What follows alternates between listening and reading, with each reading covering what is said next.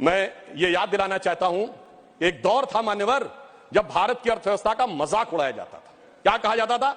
ये 2% से ऊपर कभी ग्रो ही नहीं कर सकते। इसको कहा जाता this is a Hindu growth rate.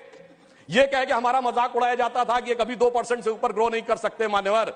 मगर जब से हम लोग आए हैं, यानी जो लोग कहते हैं कि उन्हें हिंदू ग्रोथ रेट ज्यादा अच्छी लगती थी, अब यह 7.8% की हिंदुत्व की ग्रोथ रेट है, क्योंकि अब वो लोग आए हैं जो हिंदुत्व में विश्वास करते हैं। और मैं ये भी एक याद दिलाना चाहता हूं, इसे कोई संयोग माने या दैव योग माने, मान्यवर जब भारत स्वतंत्र हुआ, इस बार की दीपावली के लिए मैं एक और बात भी कहना चाहूंगा, एक नया परिवर्तन भारत का जानते कैसे आया? यह सब कुछ जनता के सहयोग, समर्थन और मोदी जी की युक्ति के साथ तो हो ही रहा है। एक नया स्वरूप भी भारत का उभर रहा है। वो क्या है?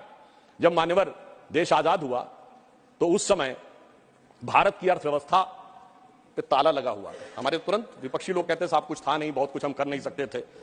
और जब ताला खुला उस समय श्री राम लला विराजमान भी ताले में ही थे। जैसे ही राम मंदिर का आंदोलन शुरू हुआ, अर्थव्यवस्था के अंदर भी नया परिवर्तन शुरू हुआ। 90 से 92 का ही दौर है अर्थव्यवस्था में भी बदलाव का, भारत की अर्थव्यवस्था के खुलने का, भारत की राजनीति की व्यवस्था के भी बदलने का।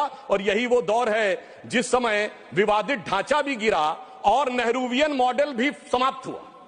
यानी अगर आप देखें तो वो दौर था जब फॉरेन एक्सचेंज रिजर्व भी 1 बिलियन पे था।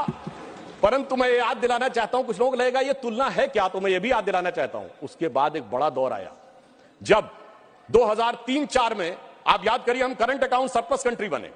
2003-4 के चौथे क्वार्टर में हम सबसे तेजी से बढ़ने वाली अर्थव्यवस्था हुई और इंडिया सक्सेस स्टोरी 2003-4 में कही जाने लगी।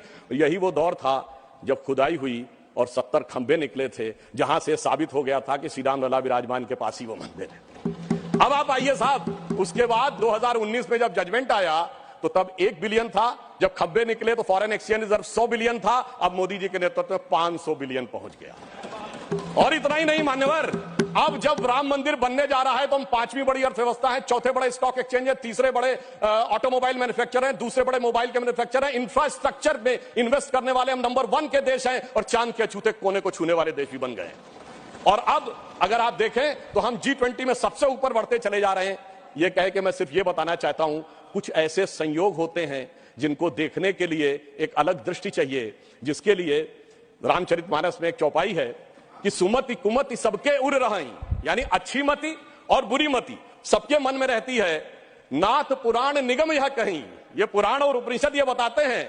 और जहां सुमति तहां संपत्ति नाना, जहां कुमति तहां विपत्ति निधाना।